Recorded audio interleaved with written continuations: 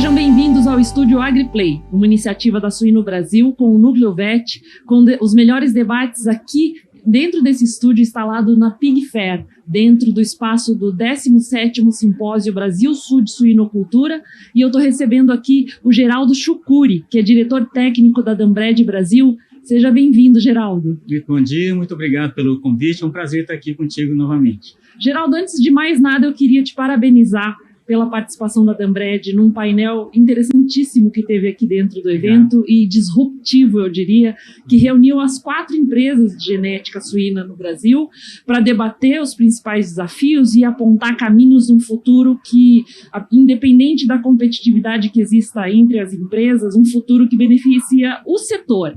Então, eu acho que essa é uma posição soberana das empresas, uma iniciativa excelente do Núcleo VET de promover esse encontro, né? Foi ótimo. E o debate foi ótimo, a gente fez aqui um pouco da discussão, a gente trouxe aqui para dentro do estúdio, e aí agora nós vamos falar especificamente da Dambred, que eu acompanhei aqui a sua apresentação, e fiz uma introdução. A Dambred é reconhecida como referência em hiperprolificidade no Brasil, mas nos últimos anos também vem se destacando para desempenho produtivo de seus animais. Você apresentou no Brasil Sul números que impressionam, mas também um histórico de decisões estratégicas que sustentam esse resultado, né? A gente vai explorar como essa evolução aconteceu e para onde ela aponta o futuro da suinocultura. E a minha primeira pergunta, falando de hiperprolificidade, ela sempre foi um marco da Dambred, mas hoje vocês já entregam muito além do número de leitões nascidos, como a gente falou na introdução.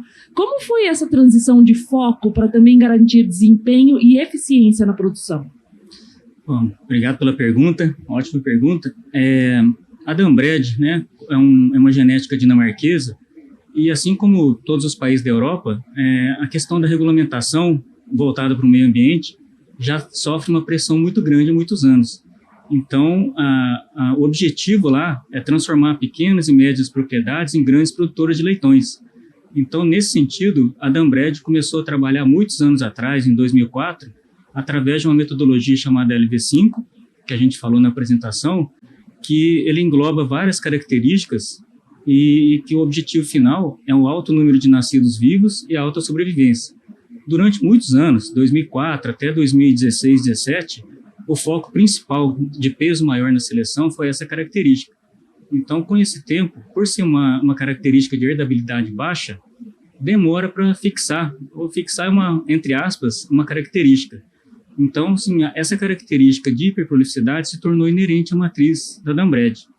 No entanto, nesse meio tempo, a competitividade que existe no mercado mostrou o seguinte para a Dambred: a gente tinha uma prolificidade muito alta, mas algumas outras características deixavam a desejar em competitividade com outras, que perdiam para a Dambred em número de leitões, mas conseguiam ter um resultado melhor em desempenho, né, em outras fases.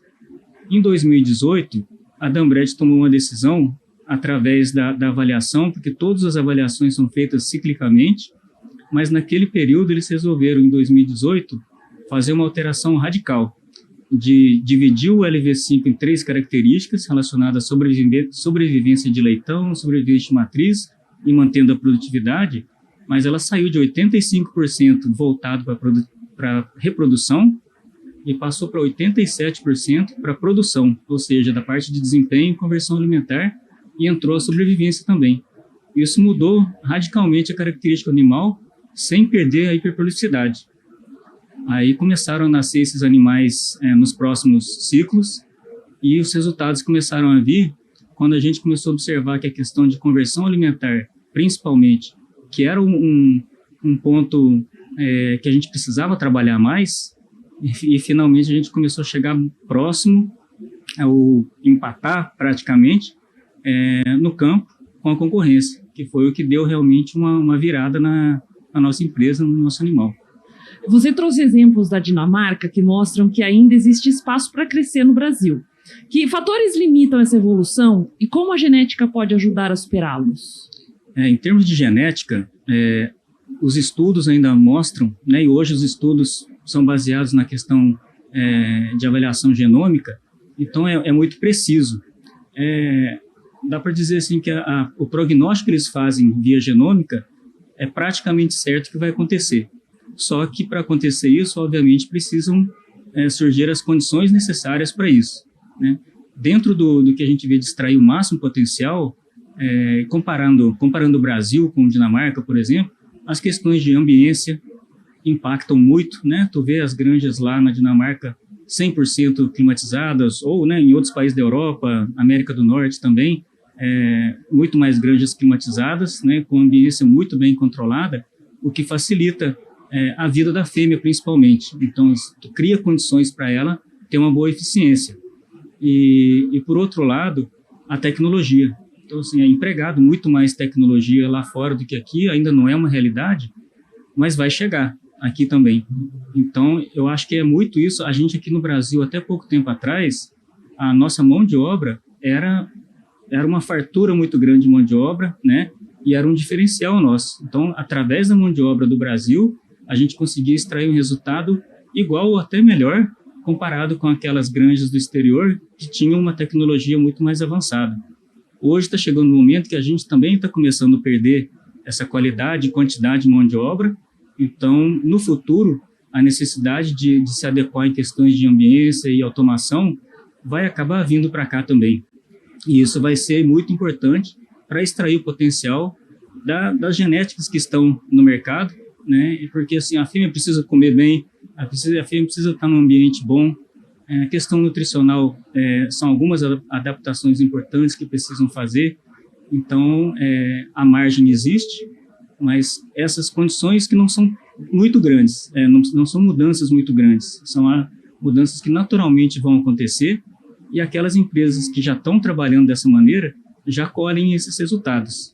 Mas tem um parênteses importante. A gente tem granjas aqui, foi uma que eu dei exemplo lá na apresentação, uma granja que não tem todas essas condições de tecnologia, mas está desmamando seus 42 leitões fêmea-ano com qualidade.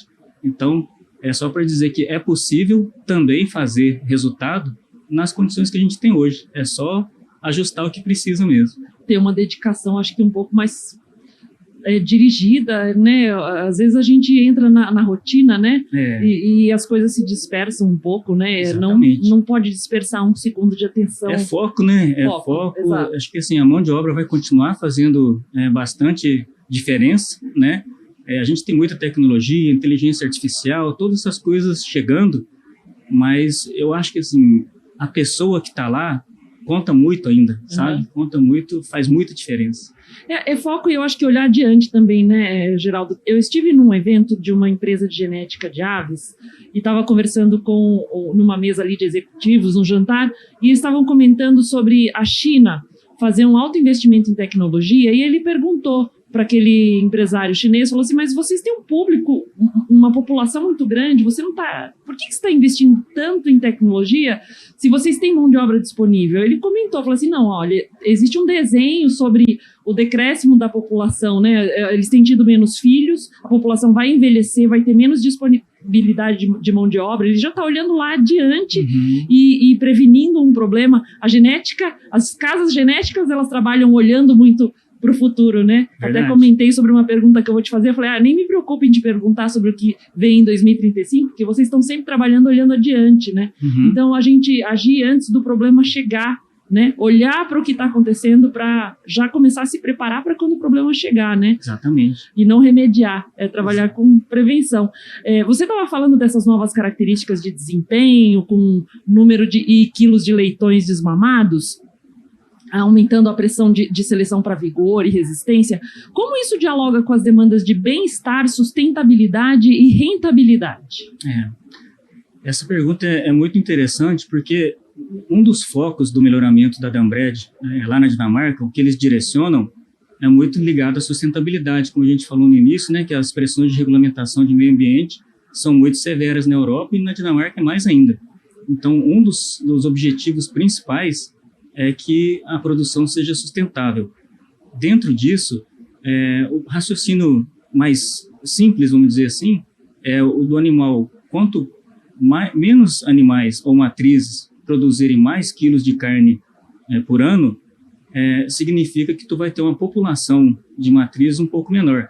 Então, assim, tem países lá que já reduziram 14%, 15%, existe uma pressão, a Dinamarca deve ter reduzido uns 10% mais ou menos, e aí continua essa pressão para reduzir. Mas, ao mesmo tempo, a demanda de proteína animal no mundo continua crescendo, e a Dinamarca é um país exportador de carne suína. Então, eles precisam manter eficiência, uma atividade muito importante para o país, então eles precisam manter aquela atividade rentável e atendendo às regulamentações. Então, esse é um dos objetivos do melhoramento. O outro, em relação à questão de sobrevivência dos animais, aí está ligado à questão de bem-estar, porque é bem-estar do leitão e bem-estar da porca também, porque ela também é beneficiada com melhoramento ligado à robustez. Então, é um animal que vai ter mais longevidade, que vai ter uma vida útil de qualidade também, né? E esses dois pontos são os pilares para o melhoramento, pensando nessas características. Isso tudo, obviamente, se tu consegue produzir mais quilos de carne com menos fêmeas, então tu tem mais leitões nascendo, dilui aquele custo que é mais ou menos parecido colocar de forma simples, uma fêmea que recebe um programa alimentar que custa X reais e produz 15 leitões, e uma outra que está produzindo 17. Então, esse custo se dilui nos leitões. Então, o leitão já nasce mais barato, né? Então, economicamente, o que importa no final, a gente fala muito em desempenho, conversão alimentar, GPD, mas a gente precisa de ter o animal primeiro. Então, assim, quando tu sai ali com mais animais no nascimento, tu já tem de cara mais oportunidade para trabalhar. Então, no ponto de vista econômico do produtor, essa é a vantagem que a gente procura trazer também para ele. É uma conta fácil de fazer, né? A evolução genética no Brasil passou por uma revolução em pouco mais de 20 anos. Se em meados dos anos 2000 era impensável desmamar mais de 40 leitões por fêmea ano, hoje essa é a realidade de várias granjas. O que você acredita que veremos em 2035? Priscila, pra você ter ideia, teve um evento em Foz, há 20 anos atrás, que a Dambred, na época era DB Genética Suína ainda. A gente colocou um outdoor na saída do aeroporto, colocando, rumo ao futuro, 40 leitões desmamados fêmea ano. Aquilo passou por duas situações. Uma, de o pessoal olhar e ignorar aquilo ali. E da outra, de dar risada, né? Falar, esse povo tá doido. Mas essa realidade chegou, né? Assim, não só para a Dambred, mas tu vê que as outras linhagens que existem no mercado também estão aproximando muito disso, né? Observando, assim, o que eu acabei de falar, o número de leitões nascidos, o número de cabeças que vai entregar lá no final é muito importante, né? Então, a perspectiva que a gente tem próxima já é vendo assim, a gente visita a granja na Dinamarca desmamando 46. Então, e aqui no Brasil com 42, e mês passado, por exemplo, fechou um mês numa granja que se fosse o ano todo fecharia em 44. Então, a expectativa para 2035, vamos dizer assim, né, nos próximos 10 anos, é de que a gente tenha leitões com melhor taxa de sobrevivência, leitões mais resistentes. O número de nascidos deve aumentar um pouco ainda, porque nessa etapa de melhoramento, em relação ao passado, a gente já aumentou 3 leitões. E a tendência é que a gente aumente mais 2 ou 3 por parto. Isso quer dizer que vai aumentar 6 ou 7 leitões ainda por ano. Se a gente pega uma média de 40 por aí, dá para a gente falar em 47 sem muito medo de errar, né? É óbvio que precisa criar condições para isso, né? Não é uma mágica, mas o potencial para chegar em 45, 46, 47 não é distante da realidade. Então a gente fica observando o que o melhoramento vai fazendo, como que as pessoas, né? Depende muito das pessoas que trabalham em conjunto também, né? Que faz assistência a campo e trabalham no dia a dia para conseguir chegar nesse resultado. Mas em termos de potencial, falar em 46, 47 não é um negócio muito longe da realidade. Geraldo, vamos ver se até lá, ó, eu já vou estar com botox, com preenchimento labial aqui para vir conversar com você. Você me conta essa história aí, hein? Não vai estar no outdoor, mas vai estar gravado no YouTube. Para o produtor que busca competitividade, qual é o ponto de equilíbrio entre investir em genética de alta performance e garantir que o ambiente, manejo, sanidade, nutrição, ambiência, permita expressar todo esse potencial?